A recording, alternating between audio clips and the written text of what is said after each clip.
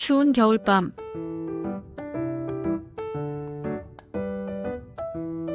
버려진 소년이 20년 뒤 돌아온 이야기. 우리 집에서 당장 나가. 밥값도 못하는 놈이 여기서 뭘 해. 겨울밤 칼바람이 태민이의 온몸을 휩쓸었습니다. 16살 태민이의 마른 어깨가 얇은 점퍼 속에서 떨리고 있었거든요. 이모는 옷가방을 거칠게 내던졌고 철문은 무심하게 닫혔어요. 그 소리가 마치 태민이의 마음에 마지막 못을 박는 것 같았습니다. 이모, 너무 추워요. 제발 문 좀 열어주세요. 태민이는 꽁꽁 언 손으로 문을 한참을 두드려 봤지만 대답은 없었어요. 오직 침묵만이 돌아왔을 뿐이었거든요. 문틈으로 새어나오던 따뜻한 불빛마저 꺼지자 태민이는 정말로 세상에 혼자 남겨진 기분이었습니다. 사연 시작 전 구독, 좋아요와 함께 어디서 보고 계신지 댓글로 남겨주세요. 오늘의 사연을 시작합니다. 사실 태민이가 이모 집에 오게 된 건 8개월 전이었어요. 필리핀에서 온 어머니는 태민이가 9살 때 고향으로 돌아가셨고 사업 실패로 빚에 시달리던 아버지는 술에 의존하며 점점 무너져 갔거든요. 그러다 간경화로 세상을 떠나시면서 태민이는 완전한 고아가 되었습니다. 아버지가 남긴 유일한 유산은 생명보험금 2,500만 원이었어요. 이모 미숙은 태민이를 데려오면서 달콤한 말로 속삭였었거든요. 우리가 내 진짜 가족이야. 아버지가 남긴 돈은 우리가 잘 관리해서 내가 성인이 되면 돌려줄게. 처음 2달은 정말 괜찮았어요. 이모와 이모부는 태민이를 친자식처럼 대해줬고 새 옷도 사주고 맛있는 음식도 해줬거든요. 하지만 보험금이 그들 통장에 들어오고 나서부터 모든 게 달라졌습니다. 이모부 현구는 그 돈으로 도시재생 사업에 투자한다며 큰 소리쳤지만 결과는 참담했어요. 투자금은 모두 날아갔고 오히려 더 큰 빚만 늘어났거든요. 그때부터 태민이는 집안에서 점점 눈칫밥을 먹게 되었습니다. 내가 있으니까 생활비가 더 든다는 식으로 말하기 시작했어요. 전기료, 가스비, 쌀값까지 모든 걸 태민이 탓으로 돌렸거든요. 급기야 며칠 전부터는 밥도 제대로 주지 않았습니다. 추위에 몸을 웅크린 채 한참을 앉아 있다가 온몸이 어는 듯한 느낌에 태민이는 일어났어요. 이대로 있다가는 정말 얼어 죽을 것 같았거든요. 무작정 밤거리를 걷던 태민이의 코끝을 따뜻한 감자탕 냄새가 스쳤습니다. 고기와 우거지가 어우러진 그 진한 냄새는 태민이의 발걸음을 이끌었어요. 골목 끝 희미한 불빛 아래 낡은 간판이 보였거든요. 박순덕 감자탕. 그 이름은 태민이의 운명을 바꿀 첫 번째 단어였습니다. 하지만 감자탕집 앞에서 태민이는 한참을 망설였어요. 배고픔과 추위가 온몸을 휘감았지만 얼마 남지 않은 자존심이 발걸음을 붙들었거든요. 가게 창문으로 비치는 따뜻한 불빛이 그를 유혹했고 텅 빈 주머니가 그를 절망시켰습니다. 창문 너머로 보이는 풍경은 마치 다른 세상 같았어요. 김이 모락모락 피어오르는 뚝배기들, 정성스럽게 차려진 반찬들, 그리고 무엇보다 사람들의 따뜻한 웃음소리가 들려왔거든요. 태민이는 그 모든 것이 자신과는 너무 먼 이야기처럼 느껴졌습니다. 아이고, 이 추운 날에 뭐 하는 거니? 예상치 못한 목소리에 태민이는 화들짝 놀라 뒤를 돌아보았어요. 빗물이 고인 웅덩이를 피해 장화를 신은 할머니가 시장 골목에서 나오고 있었거든요. 그녀의 손에는 큰 비닐봉지가 들려 있었고 아마도 장을 보고 오는 길인 것 같았습니다.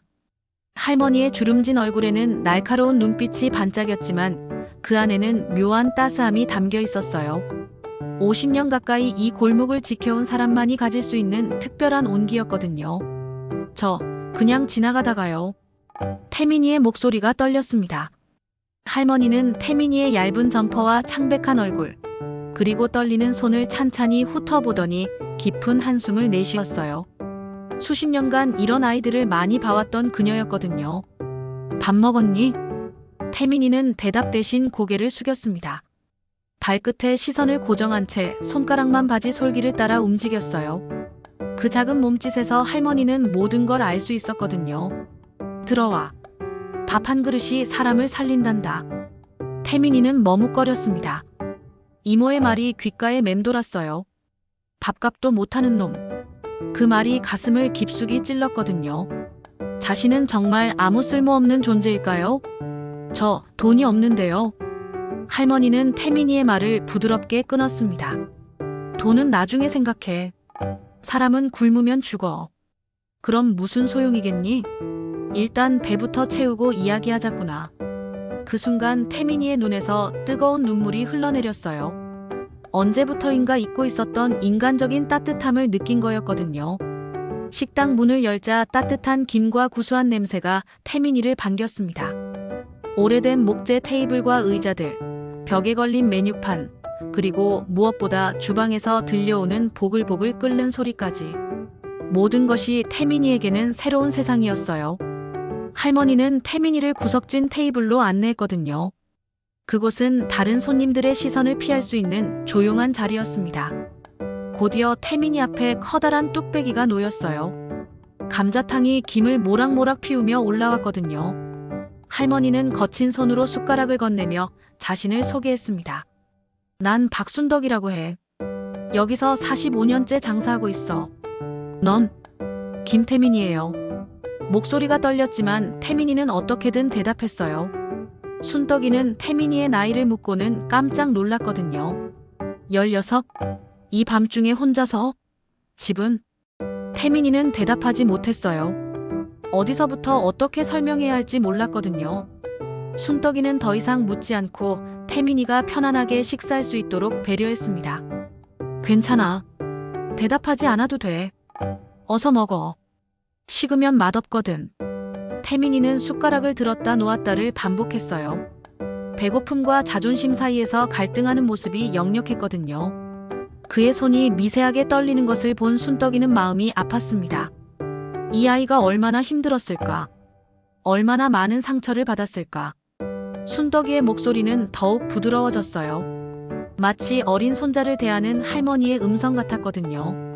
드디어 태민이는 조심스레 한 숟가락을 떴습니다. 뜨거운 국물이 목구멍을 타고 내려가자 그제야 얼어붙었던 몸이 살아나는 것 같았어요. 감자의 부드러운 식감과 진한 국물의 깊은 맛, 그리고 무엇보다 정성이 느껴지는 그 따뜻함에 태민이는 순간 모든 걱정을 잊었거든요. 두 번째 숟가락은 더 빠르게 들었고 세 번째부터는 거의 허겁지겁 먹기 시작했습니다. 얼마나 배가 고팠던 걸까요? 순덕이는 말없이 지켜보다가 작은 라디오를 틀었어요. 시내 구시가지 도시재생 계획이 본격화됩니다. 오래된 시장 일대가 포함된 이번 개발은 기존 상인들의 생존권과 직결된 문제로 논란이 예상됩니다. 라디오에서 나오는 뉴스에 순덕이의 표정이 순간 굳어졌어요. 하지만 곧 태민이에게 눈길을 돌리며 표정을 풀었거든요. 지금은 이 아이가 더 중요했습니다. 식당 벽에는 낡은 액자 하나가 걸려 있었어요. 교복을 입은 어린 소녀가 환하게 웃고 있는 사진이었거든요. 태민이가 그 사진을 바라보자 순덕이의 시선도 자연스럽게 그쪽으로 향했습니다. 내 딸 영희야. 지금은 멀리 있어. 순덕이의 목소리에는 말로 표현할 수 없는 깊은 슬픔이 담겨 있었어요. 태민이는 어린 나이에도 그 무게를 직감적으로 알아차릴 수 있었거든요. 상실의 아픔은 나이와 상관없이 마음으로 느낄 수 있는 것이었습니다. 순덕이는 더 이상 말하지 않았고 태민이도 더 묻지 않았어요. 때로는 침묵이 가장 좋은 위로가 되는 법이거든요. 식사를 마친 후 태민이는 빈 그릇을 바라보며 조심스럽게 물었습니다. 설거지라도 할까요? 아니면 뭐든 도울 일이 있으면 말씀해 주세요. 순덕이는 고개를 저었어요. 하지만 그 거절에는 따뜻한 배려가 담겨 있었거든요. 오늘은 이미 늦었어. 어디 갈 데는 있니? 태민이의 침묵이 모든 걸 말해주었습니다. 순덕이는 한숨을 쉬며 태민이를 식당 뒤편으로 데려갔어요. 여기 창고 옆에 작은 방이 있거든. 원래는 창고로 쓰던 곳인데 청소해서 방으로 만들어뒀어. 오늘은 여기서 자렴. 문 비밀번호는 4524야. 추우면 언제든 들어와. 이불도 있고 전기장판도 있으니까 따뜻하게 자거라. 태민이의 눈에 뜨거운 눈물이 고였습니다. 감사함을 제대로 표현할 단어를 찾지 못한 채 그저 고개를 깊숙이 숙였어요. 정말 고맙습니다. 정말 고맙습니다. 순덕이는 태민이의 어깨를 가볍게 토닥이며 미소를 지었거든요. 내일 아침에 다시 이야기하자. 밥값은 걱정하지 말고. 그날 밤 태민이는 오랜만에 따뜻한 곳에서 잠을 잘 수 있었어요. 낡은 이불이었지만 거리의 차가운 벤치보다는 천국 같았거든요. 작은 창문으로 별빛이 스며들었고 태민이는 처음으로 진정한 안전함을 느꼈습니다. 새벽 4시 창문 너머로 별빛이 사라져가는 시간에 태민이는 눈을 떴습니다. 낯선 천장을 보며 잠시 당황했지만 곧 어젯밤의 일들이 꿈이 아니었음을 깨달았어요. 따뜻한 이불 속에서 벗어나는 것이 아쉬웠지만 순떡이 할머니의 은혜를 갚고 싶은 마음이 더 컸거든요. 16살의 어린 나이에도 태민이는 빚진 마음을 갖고 있었습니다. 조용히 식당으로 향하는 발걸음은 가벼우면서도 조심스러웠어요. 벌써 일어났니? 태민이는 깜짝 놀랐습니다. 순떡이가 이미 주방에서 큰 냄비에 물을 붓고 있었거든요. 새벽빛이 창문으로 스며들어 그녀의 주름진 얼굴을 부드럽게 비추고 있었습니다. 그 모습은 마치 오래된 성화 같은 신성함이 있었어요. 제가 도울 일이 있을까 해서요. 태민이의 목소리는 조심스러웠지만 진심이 담겨 있었어요. 순떡이는 잠시 태민이를 바라보더니 고개를 끄덕였습니다. 그럼 저기 대걸레로 바닥부터 닦아볼래? 손님 오기 전에 가게는 반짝반짝해야 하거든. 태민이는 열심히 대걸레질을 하며 순떡이의 움직임을 관찰했어요. 뼈가 도드라진 손으로 재료를 손질하는 모습에는 수십 년의 경험과 노하우가 담겨 있었거든요. 하나하나의 동작이 무척 정확하고 효율적이었습니다. 커다란 냄비에서는 뽀얀 김이 올라왔고 순떡이는 정성스럽게 거품을 걷어냈어요. 그 모습을 보며 태민이는 진정한 요리의 정신을 배우기 시작했습니다. 감자탕 육수는 5시간은 끓여야 제맛이 나온다. 시간을 속이면 맛도 속는 법이거든. 급하다고 센 불에 팔팔 끓이면 국물이 탁해지고 깊은 맛이 안 나와. 태민이는 고개를 끄덕이며 귀를 기울였어요. 순떡이의 말 한마디 한마디가 마치 인생의 교훈을 담은 격언처럼 느껴졌거든요. 청결은 기본 중의 기본이야. 손님이 먹는 음식인데 내 입에 들어갈 것처럼 깨끗해야지. 그리고 재료 하나하나도 정성껏 다뤄야 해. 음식은 마음이거든. 순떡이는 계속해서 태민이에게 가게 운영의 기본을 가르쳐 주었어요. 어떻게 재료를 고르는지, 어떻게 보관하는지, 손님을 어떻게 대해야 하는지까지. 모든 것이 태민이에게는 새로운 배움이었습니다. 아침 7시가 되자 순떡이는 작은 도시락통에 밥과 반찬을 정성스럽게 담아 태민이에게 건넸어요. 김치찌개에 계란 후라이, 그리고 아삭한 무김치까지. 태민이가 지금까지 먹어본 도시락 중 가장 정성이 담긴 것이었거든요. 이거 저한테 주시는 건가요? 태민이는 도시락통을 받아들며 믿기지 않는다는 표정을 지었어요. 누군가가 자신을 위해 이렇게 정성스럽게 밥을 싸준 게 언제인지 기억도 나지 않았거든요. 공부하는 아이는 배부터 채워야지. 배고프면 머리가 안 돌아가거든. 학교 끝나면 바로 와. 오후 장사는 내 도움이 필요해. 순덕이의 말에 태민이의 눈가에 뜨거운 눈물이 맺혔어요. 오래된 가방을 메고 학교로 향하는 발걸음이 어제보다 훨씬 가벼웠거든요.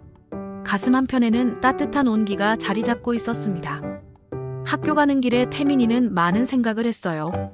어젯밤까지만 해도 세상에 혼자 남겨진 것 같았는데 하룻밤 사이에 이렇게 변할 수 있다니. 순떡이 할머니는 정말 태민이에게 천사 같은 존재였습니다. 교실에 들어서자 평소와 다름없는 일상이 기다리고 있었어요. 하지만 태민이의 마음가짐은 완전히 달랐거든요. 이제 돌아갈 곳이 있다는 안정감, 그리고 누군가가 자신을 기다리고 있다는 따뜻함이 태민이를 지탱해 주었습니다. 점심시간이 되자 태민이는 조용한 구석에서 도시락을 열었어요. 다른 아이들의 화려한 도시락에 비하면 소박했지만 태민이에게는 세상에서 가장 맛있는 밥이었거든요. 한 숟가락 한 숟가락에 순덕이의 정성이 담겨 있었습니다. 하지만 학교는 여전히 태민이에게 험난한 곳이었습니다. 교실에 들어서자 몇몇 아이들의 시선이 태민이의 낡은 운동화에 꽂혔어요. 특히 맨 앞자리에 앉은 최동혁의 비웃음 섞인 시선이 가장 날카로웠거든요. 야, 김태민. 그 신발 또 신고 왔냐? 구멍이 점점 더 커지는데? 이제 양말까지 다 보이네. 동혁의 말에 교실이 웃음바다가 되었습니다. 태민이는 고개를 숙인 채 자리로 향했어요. 자존심은 여전히 상처받았지만 이제는 다른 위안이 있었거든요. 적어도 배는 고프지 않다는 것, 그리고 돌아갈 곳이 있다는 것 말이에요. 동혁이는 지역에서 손꼽히는 부잣집 아들이었습니다. 아버지가 건설업체를 운영하고 있었고 어머니는 유명한 피아노 학원을 경영했거든요. 그런 그에게 태민이 같은 아이는 그저 놀림감일 뿐이었습니다. 오후 3시 수업을 마친 태민이는 곧장 시장으로 달려갔어요. 길을 가다 보니 어제와는 달리 주변 풍경이 다르게 보였거든요. 예전에는 그냥 지나쳤던 골목의 가게들이 하나하나 눈에 들어왔습니다. 젓갈 가게 앞에서는 머리가 새하얀 할아버지가 명태를 정성스럽게 다듬고 있었어요. 야채 가게에서는 통통한 아주머니가 싱싱한 채소들을 다듬으며 지나가는 손님들에게 큰 소리로 인사를 건넸거든요. 호떡집에서는 달콤한 냄새가 풍겨왔고 붕어빵 장수 아저씨는 아이들에게 갓 구운 붕어빵을 나눠주고 있었습니다. 태민이는 이 작은 시장이 마치 하나의 큰 가족 같다는 생각이 들었어요. 서로를 챙기고 도우며 살아가는 정겨운 공동체였거든요. 내가 그 아이구나. 순떡이 언니 일 도와준다는 아이가. 젓갈 가게 할아버지가 태민이를 알아보고 따뜻하게 말을 걸었어요. 태민이는 깜짝 놀랐지만 정중하게 인사를 했거든요. 네, 안녕하세요. 감자탕집이 훨씬 활기를 찾았다던데. 순떡이 언니도 요즘 표정이 많이 밝아지셨어. 힘들겠지만 열심히 해라. 할아버지의 말에 태민이는 가슴이 뭉클했어요. 자신이 누군가에게 도움이 되고 있다는 느낌, 그리고 처음으로 누군가에게 인정받는다는 기분을 느꼈거든요. 작은 미소가 그의 입가에 번졌습니다. 감자탕집에 도착하자 순떡이는 장부를 보며 깊은 한숨을 내쉬고 있었어요. 테이블 위에는 빨간 도장이 찍힌 공문서가 놓여 있었는데 도시재생구역 포함 통보서라고 적혀 있었거든요. 태민이가 들어오자 순떡이는 서둘러 그 종이를 서랍에 집어넣었습니다. 하지만 태민이는 이미 그 내용을 대충 읽었어요. 가게가 철거될 수도 있다는 무서운 내용이었거든요. 왔구나. 학교는 어땠니? 괜찮았어요. 태민이는 실제로 있었던 괴롭힘에 대해서는 말하지 않았어요. 순떡이에게 걱정을 끼치고 싶지 않았거든요. 대신 밝은 표정으로 오늘 배운 것들을 이야기했습니다. 그래, 공부도 중요하지만 사람 사는 게 더 중요해. 이제 저녁 준비할 시간이야. 오늘은 설거지 말고 주방 정리하는 걸 배워볼까? 순떡이는 태민이에게 차근차근 주방 정리법을 가르쳐 주었어요. 어떻게 하면 효율적으로 일할 수 있는지, 어떻게 하면 안전하게 일할 수 있는지까지. 모든 게 태민이에게는 소중한 배움이었거든요. 저녁 장사가 끝나갈 무렵 태민이는 그릇을 씻다가 손이 미끄러져 큰 국그릇을 떨어뜨렸습니다.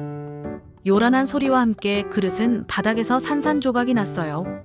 태민이의 얼굴이 순간 새하얗게 변했거든요. 이모 집에서는 이런 실수를 하면 항상 매를 맞았습니다. 때로는 하루 종일 굶기도 했고 심할 때는 밖에 내쫓기기도 했어요.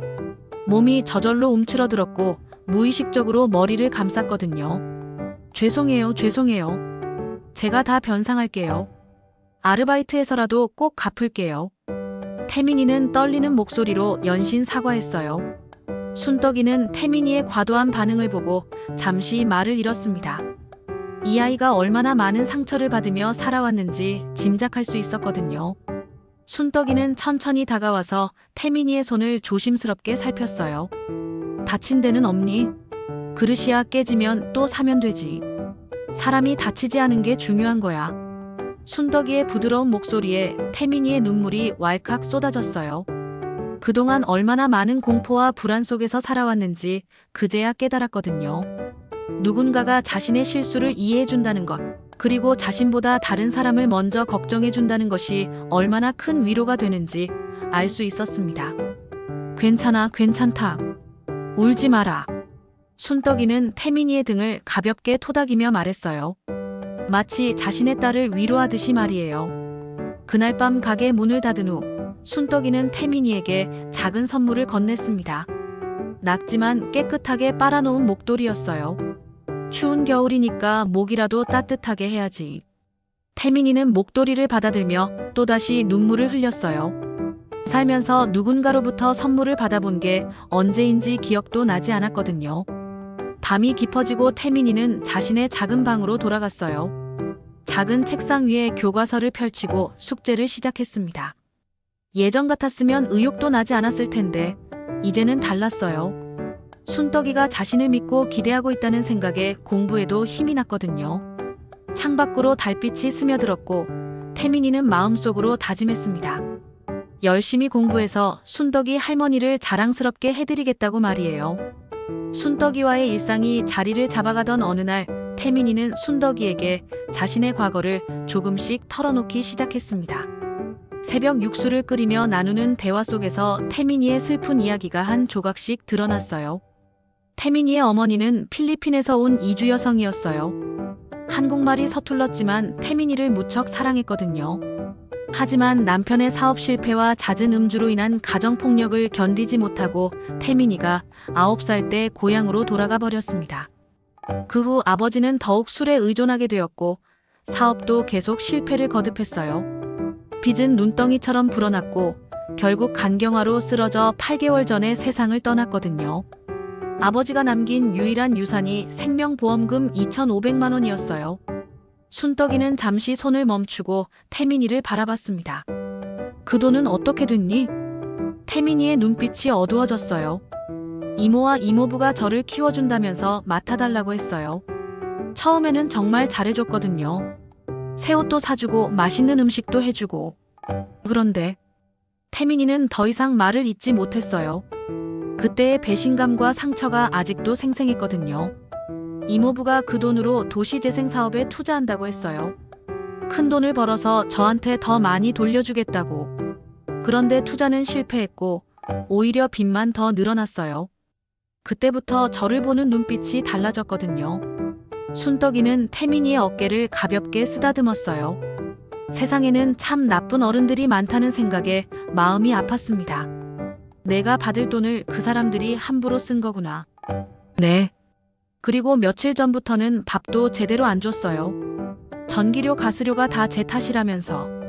그런 태민이를 보면서 순떡이는 가슴이 찢어지는 듯 했어요. 어떻게 어른이 아이에게 그럴 수 있을까 하는 분노와 함께 이 아이를 꼭 보호해야겠다는 다짐이 더욱 강해졌거든요.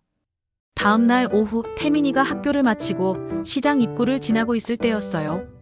갑자기 낯익은 목소리가 그의 등 뒤에서 들려왔습니다. 거기서. 고개를 돌리자 이모 미숙과 이모부 현구가 성큼성큼 다가오고 있었어요. 특히 이모부의 얼굴은 술기운으로 붉게 달아올라 있었고 눈빛도 험악했거든요. 태민이의 심장이 쿵쾅쿵쾅 빠르게 뛰기 시작했습니다. 요새 어디서 지내는 거야? 우리가 얼마나 찾았는지 알아? 미숙의 날카로운 목소리에 주변을 지나던 시장 손님들이 흘깃흘깃 쳐다보기 시작했어요. 태민이의 얼굴이 화끈거렸거든요. 감자탕집에서 지내고 있어요. 뭐? 그런 지저분한 데서? 빨리 집에 돌아와. 우리가 내 보호자라고. 태민이는 단호하게 고개를 저었어요. 그 집은 더 이상 자신의 집이 아니었거든요. 전 안 갈 거예요. 거기는 제 집이 아니에요. 현구가 참지 못하고 성큼 다가와 태민이의 팔을 거칠게 붙잡았어요. 술 냄새가 태민이의 코를 찔렀거든요. 이 녀석이 어디서 말대답이야. 너 키우느라 우리가 얼마나 많은 돈을 썼는지 알아. 내 아버지 장례비부터 시작해서 지금까지 먹여주고 재워준 돈까지. 그런데 이제 와서 삐치고 나간다고. 태민이는 팔을 빼려고 했지만 현구의 소나기는 더욱 강하게 그를 붙잡았어요. 돈은 다 쓰셨잖아요. 제 돈으로 투자해서 잃어버리고는 이제 와서 뭐라고 하시는 거예요? 미숙의 얼굴이 일그러졌어요. 뭐? 내가 뭘 안다고 그런 말을 해? 너 때문에 들어간 돈이 얼마나 되는데. 현구가 화가 나서 태민이의 어깨를 세게 흔들었고 태민이는 균형을 잃고 바닥에 주저앉았어요. 무력감과 분노가 뒤섞여서 눈물이 나려고 했거든요. 바로 그때 시장 골목 끝에서 순떡이가 나타났습니다. 평소와 달리 등을 꼿꼿이 세우고 단호한 걸음으로 이쪽을 향해 오고 있었어요. 무슨 일이에요? 순덕이의 목소리는 차분했지만 눈빛은 예사롭지 않았거든요. 50년 가까이 이 골목을 지켜온 사람의 위엄이 느껴졌습니다. 현구가 술에 취한 채로 순덕이를 향해 돌아섰어요. 당신이 뭔데 우리 가족 일에 참견이야? 이 녀석은 우리가 키우는 애라고. 순떡이는 조금도 위축되지 않고 태민이 앞에 당당하게 서서 현구를 똑바로 바라봤어요. 이 아이는 지금 제 가게에서 일하고 있어요. 그리고 아무리 가족이라고 해도 공공장소에서 아이를 이렇게 대하시면 안 되죠. 미숙이 비웃듯이 말했어요. 참나, 남의 집 아이를 데려다가 부려먹으면서 무슨 소리예요? 우리가 법적 보호자라고요. 그때 순떡이는 태민이에게 눈길을 돌렸어요. 태민아, 내 마음은 어떠니? 정말로 어디서 살고 싶니? 현구가 벌컥 화를 내며 소리쳤어요. 어린애가 무슨 선택을 해? 당장 집에 가자고. 하지만 태민이는 천천히 일어나서 순떡이 옆에 섰어요. 다리는 떨렸지만 목소리만큼은 놀라울 정도로 단단했거든요. 전 할머니랑 여기서 살고 싶어요. 감자탕집에서요. 현구의 눈이 휘둥그레졌어요. 뭐라고? 이 배은망덕한 놈이. 더 이상은 못 참겠어요. 제발 그냥 저를 내버려 두세요. 어차피 제 돈도 다 없어졌잖아요. 태민이의 단호한 목소리에 순떡이는 조용히 그의 어깨에 손을 올렸어요. 따뜻한 온기가 전해지면서 태민이는 처음으로 누군가가 진짜로 자신을 지켜주고 있다는 느낌을 받았거든요. 이 아이는 이제 제가 책임지겠어요. 만약 법적으로 문제가 있다면 경찰에 신고하시든지 아동보호기관에 연락하세요. 하지만 이렇게 공공장소에서 아이를 괴롭히는 건 옳지 않습니다. 순떡이의 목소리에는 흔들림이 전혀 없었어요. 그 순간 주변에서 지켜보던 시장 상인들이 하나둘씩 모여들기 시작했습니다. 젓갈가게 할아버지가 먼저 나섰어요. 이봐요, 술 냄새가 진동하는데 그만하고 돌아가시죠.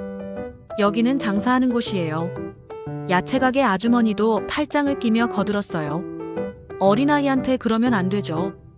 저 아이 어제도 보니까 열심히 일하던데요. 호떡집 주인도 고개를 끄덕이며 말했어요. 맞아요. 요즘 저 아이 덕분에 감자탕집에 활기가 돌더라고요.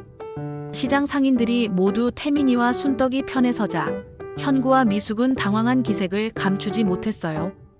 현구는 주변을 둘러보더니 입술을 꽉 깨물었거든요. 미숙이 태민이를 한 번 더 째려보며 현구의 팔을 잡았어요. 이게 끝이 아니야. 두고 보자.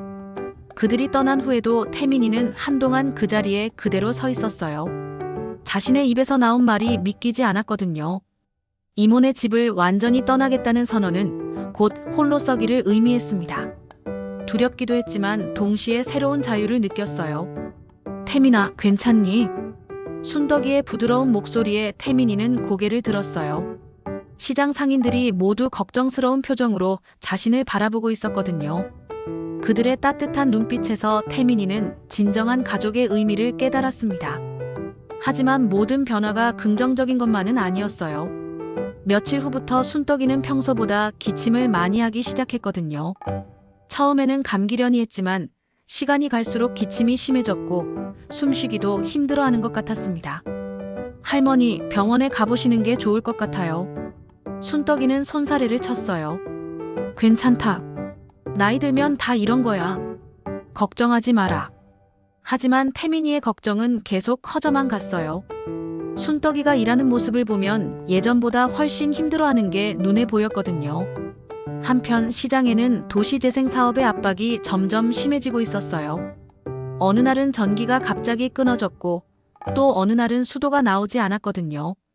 명목상으로는 시설 점검이라고 했지만 모든 상인들이 알고 있었어요. 이건 상인들을 내쫓기 위한 압박이라는 걸 말이에요. 몇몇 가게들은 이미 포기하고 문을 닫기 시작했어요. 떡집 할머니는 고향으로 내려가셨고 구두수선점 할아버지는 아들 집으로 들어가셨거든요. 하루가 다르게 시장이 텅텅 비어가는 모습을 보면서 태민이는 가슴이 답답했습니다. 어느 날 밤 순떡이는 태민이를 불러서 진지하게 이야기했어요. 태민아, 솔직히 말할게. 이 가게도 언제까지 버틸 수 있을지 모르겠다. 순덕이의 표정이 그 어느 때보다 심각했어요. 그래도 포기하면 안 돼요. 우리가 할 수 있는 방법이 있을 거예요. 태민이는 간절한 마음으로 말했지만 순떡이는 고개를 저었어요. 내 마음은 고맙지만 현실은 그렇게 만만하지 않단다. 그래도 걱정하지 마. 무슨 일이 있어도 널 혼자 두지는 않을 거야. 순떡이의 건강은 날이 갈수록 악화되었어요. 결국 젓갈가게 할아버지의 강력한 권유로 병원에 가게 되었는데 검사 결과는 충격적이었거든요. 당뇨 합병증이 여러 장기에 퍼져 있습니다. 이미 상당히 진행된 상태라서 입원 치료가 필요해요. 의사의 말에 태민이의 다리에 힘이 빠졌어요. 순떡이는 오히려 태민이를 위로하며 말했거든요. 괜찮다. 약 먹고 조심하면 돼. 너무 걱정하지 마라. 하지만 상황은 계속 나빠졌어요. 순떡이가 입원하는 동안 가게는 문을 닫을 수밖에 없었고 도시재생사업단에서는 강제 철거 통지서까지 보내왔거든요. 일주일 안에 가게를 비우지 않으면 강제 철거에 들어간다는 내용이었습니다. 태민이는 매일 병원과 가게를 오가며 어떻게든 해결책을 찾으려고 노력했어요. 하지만 16살 소년이 할 수 있는 일에는 한계가 있었거든요. 어느 날 밤 순떡이는 병원 침대에서 태민이의 손을 꼭 잡고 말했어요. 태민아, 이제 내 얘기를 들어봐. 순떡이의 목소리는 평소보다 훨씬 약했지만 눈빛만큼은 여전히 따뜻했어요. 내가 오래 살지 못할 것 같다. 의사 선생님 말씀으로는 길어야 몇 달이래. 할머니, 그런 말씀하지 마세요. 태민이의 눈에서 뜨거운 눈물이 흘러내렸어요. 울지 마라. 나는 이미 충분히 살았어. 그리고 내가 와줘서 마지막이 행복했다. 순떡이는 태민이에게 작은 상자를 건넸어요. 이건 내가 평생 모은 레시피들과 가게 관련 서류들이야. 그리고 이것도. 또 다른 봉투에서는 통장과 편지가 나왔어요. 내가 평생 모은 돈이다. 많지는 않지만 내가 공부하고 꿈을 이루는 데 쓰렴. 할머니, 이제 내 길을 가야 해. 내가 가르쳐준 것들을 기억하고 내 방식으로 새롭게 만들어 가거라. 그리고 언젠가는 다시 이 자리에 돌아와서 사람들에게 따뜻한 밥을 나눠주는 사람이 되렴. 태민이는 더 이상 참을 수 없이 흐느꼈어요. 할머니, 절대 포기하지 않을게요. 반드시 할머니의 뜻을 이어받아서 더 많은 사람들에게 따뜻함을 전해드릴게요. 순떡이는 만족스러운 미소를 지으며 고개를 끄덕였어요. 그래, 그럴 줄 알았다. 그래서 내가 모든 걸 내게 맡기는 거란다. 며칠 후 순떡이는 조용히 눈을 감았어요. 마지막 순간까지 태민이의 손을 꼭 잡고 있었거든요. 장례식은 간소하게 치러졌지만 시장의 모든 상인들과 단골 손님들이 참석해서 순덕이의 마지막 길을 배웅했어요. 태민이는 영정사진을 들고 앞장서며 걸었거든요. 장례를 마친 후 태민이는 순덕이가 남긴 편지를 읽었어요. 태민아, 이 편지를 읽고 있다면 나는 이미 내 곁에 없겠구나. 하지만 슬퍼하지 마라. 내가 내게 준 것보다 내가 내게 준 것이 훨씬 많단다. 너는 내 마지막을 행복하게 해준 천사였어. 이제 더 넓은 세상으로 나가서 많은 것을 배우렴. 그리고 언젠가 내 이름으로 된 가게 앞에서 나는 하늘에서 웃으며 지켜볼 거야. 넌 결코 혼자가 아니란다. 편지를 읽으며 태민이는 자신의 앞길이 보이는 것 같았어요. 학교 담임 선생님의 도움으로 해외 요리학교 장학금 정보를 얻었고 순덕이가 남긴 돈으로 유학 준비를 할 수 있었거든요. 미국으로 떠나는 날 태민이는 빈터가 된 가게의 자리를 찾았어요. 그곳에서 순덕이와의 추억을 가슴에 새기며 다짐했습니다. 할머니, 저 이제 갑니다. 꼭 성공해서 돌아올게요. 그리고 할머니께서 하지 못한 일들을 제가 대신 이루어 드릴게요. 15년이라는 긴 시간이 흘렸어요. 31살이 된 태민이는 이제 글로벌 외식업체 순덕푸드의 최고 경영자가 되어 고향으로 돌아왔거든요. 미국에서의 유학 생활은 힘들었지만 순덕이의 가르침을 잊지 않고 열심히 공부했습니다. 요리학교를 졸업한 후에는 뉴욕의 작은 한식당에서 일하며 실무 경험을 쌓았어요. 밤에는 경영학을 공부하고 주말에는 다른 식당에서 아르바이트를 하며 돈을 모았거든요. 그렇게 10년을 버텨낸 끝에 자신만의 사업을 시작할 수 있었습니다. 처음에는 작은 케이터링 회사였지만 순덕이에게서 배운 정성과 진심을 바탕으로 한 음식으로 점점 입소문이 났어요. 특히 한국의 전통 음식을 현대적으로 재해석한 메뉴들이 큰 인기를 끌었거든요. 사업이 성공하면서 태민이는 더 큰 꿈을 꾸기 시작했어요. 순덕이의 철학을 전 세계에 알리고 더 많은 사람들에게 따뜻한 음식을 제공하고 싶었거든요. 고향에 돌아온 첫 번째 일은 이모 미숙을 만나는 것이었어요. 화려한 본사 건물 최상층 회의실에서 재회한 미숙은 예전의 모습과는 완전히 달랐습니다. 세월의 무게가 그녀를 많이 지치게 만들었거든요. 앉으세요, 이모. 태민이는 예의를 갖춰 인사했어요. 그리고 책상 위에 서류 묶음을 놓았습니다. 이게 뭐니? 이모부께서 도시재생 사업에 투자하시면서 생긴 모든 빚을 제가 정리했어요. 대출금, 이자, 그리고 다른 투자 손실까지 모두요. 미숙의 눈이 커졌어요. 무슨 뜻이냐? 이제 이모와 이모부의 모든 채권자는 저예요. 하지만 걱정하지 마세요. 빚을 탕감해 드릴 거니까요. 미숙은 믿을 수 없다는 표정을 지었어요. 왜? 우리가 내게 그렇게 했는데? 태민이는 잠시 창밖을 바라보다가 말했어요. 복수를 하려고 했다면 진작에 했을 거예요. 하지만 순떡 할머니께서 가르쳐 주신 게 있거든요. 미움은 미움을 낳을 뿐이라는 걸 말이에요. 대신 용서가 치유를 가져온다고 하시더라고요. 미숙은 떨리는 손으로 서류에 서명했어요. 그녀도 이제 나이가 들어서 그때의 일들을 후회하고 있었거든요. 고맙다, 태민아. 그때 우리가 정말 잘못했다. 이모의 진심 어린 사과에 태민이는 고개를 끄덕였어요. 다 지난 일이에요. 이제 새로 시작하시면 돼요. 다음으로 태민이가 찾아간 곳은 최동혁의 찜닭집 체인 본사였어요. 학창시절 자신을 괴롭혔던 동혁은 아버지의 도움으로 외식업계에 뛰어들었지만 무리한 확장과 부실한 관리로 인해 사업이 기울어가고 있었거든요. 인수계약서에 서명하는 자리에서 동혁은 태민이에게 물었어요. 도대체 어떻게 이렇게 됐지? 내가 더 좋은 조건에서 시작했는데. 태민이는 조용히 대답했어요. 넌 음식을 돈 버는 수단으로만 봤지만 난 음식이 사람을 살린다는 걸 알고 있었거든. 순떡 할머니께서 가르쳐 주신 가장 중요한 철학이야. 동혁은 고개를 숙이며 말했어요. 그때 내가 너한테 정말 못했다. 미안하다. 괜찮아. 그 일들이 있었기에 지금의 내가 있는 거니까. 사업을 정리한 후 태민이는 진짜 하고 싶었던 일을 시작했어요. 바로 박순덕 장학재단을 설립하는 것이었거든요. 부모를 잃었거나 경제적으로 어려운 환경에 있는 아이들에게 교육 기회를 제공하는 재단이었습니다. 첫 장학금 수여식에서 태민이는 감격에 겨워 연설했어요. 저는 16살 때 한 그릇의 감자탕으로 인생이 바뀌었습니다. 박순덕 할머니께서 보여주신 그 따뜻함이 제게 희망을 주었어요. 이제 저는 그 따뜻함을 여러분에게 전하고 싶습니다. 장학재단 건물 한쪽에는 특별한 공간이 있었어요.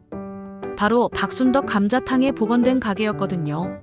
정확히 예전 시장이 있던 그 자리에 지어진 이 공간에서는 장학생들이 직접 요리를 배우고 만들었습니다. 태민이는 매주 토요일마다 이곳에서 직접 앞치마를 두르고 아이들에게 요리를 가르쳤어요. 순떡이가 자신에게 했던 것처럼 이제는 그가 다음 세대에게 그 정신을 전수하고 있었거든요. 선생님, 감자탕 육수는 얼마나 끓여야 해요? 12살쯤 되어 보이는 소녀의 질문에 태민이는 따뜻한 미소를 지었어요. 5시간은 끓여야 제맛이 나온단다. 시간을 속이면 맛도 속는 법이거든. 그리고 가장 중요한 건 정성이야. 음식은 만드는 사람의 마음이 그대로 들어가는 거란다. 아이들은 진지한 표정으로 태민이의 말을 들었어요. 그들의 눈빛에서 태민이는 자신의 어린 시절을 보는 것 같았거든요. 재단에서는 요리 교육뿐만 아니라 다양한 프로그램을 운영했어요. 진로 상담, 심리 치료, 그리고 무엇보다 아이들이 따뜻한 관심과 사랑을 받을 수 있는 환경을 만들어 주었거든요. 어느 날 재단에 특별한 손님이 찾아왔어요. 바로 젓갈가게 할아버지였습니다. 이제 80이 넘으신 할아버지는 지팡이를 짚고 오셨지만 눈빛만큼은 여전히 반짝이고 있었어요. 태민아, 정말 대단하다. 순떡이가 하늘에서 얼마나 뿌듯해하겠니? 할아버지의 말에 태민이는 가슴이 뭉클했어요. 할아버지께서도 그때 저를 도와주셨잖아요. 혼자였다면 이렇게까지 올 수 없었을 거예요. 그래, 그때 우리 시장 사람들이 모두 너를 아꼈지. 순떡이만큼이나 말이야. 할아버지는 재단 곳곳을 둘러보시며 감탄하셨어요. 특히 복원된 감자탕집을 보실 때는 눈시울이 붉어지기도 하셨거든요. 해질녘 태민이는 재단 건물 옥상에 올라가서 도시 전체를 내려다봤어요. 예전에 시장이 있던 그 자리에서 이제는 수많은 아이들의 웃음소리가 들려오고 있었거든요. 벽에는 순떡이의 사진이 걸려 있었고 그 옆에는 예전 박순덕 감자탕 간판의 일부가 액자에 담겨 있었어요. 태민이는 그 앞에 서서 조용히 꽃을 올리고 무릎을 꿇었습니다. 할머니, 약속 지켰습니다. 이제 더 이상 혼자 추위에 떠는 아이는 없을 거예요. 할머니께서 저에게 보여주신 그 따뜻함을 더 많은 사람들에게 전하고 있어요.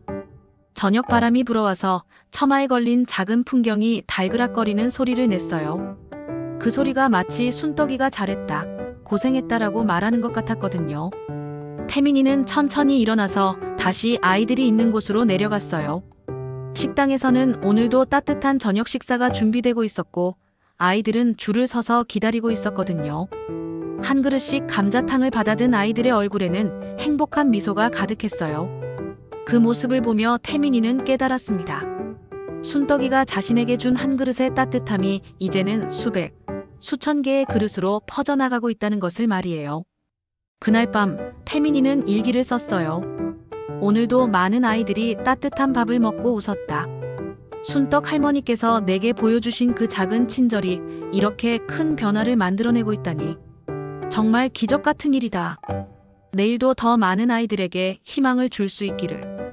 이 이야기가 가슴에 남는다면 가족과 친구들에게 공유해주세요. 여러분의 작은 친절이 누군가의 인생을 완전히 바꿀 수도 있거든요. 구독과 좋아요, 그리고 따뜻한 댓글 한 말씀도 잊지 마세요. 다음에도 더 좋은 이야기로 찾아뵙겠습니다. 감사합니다.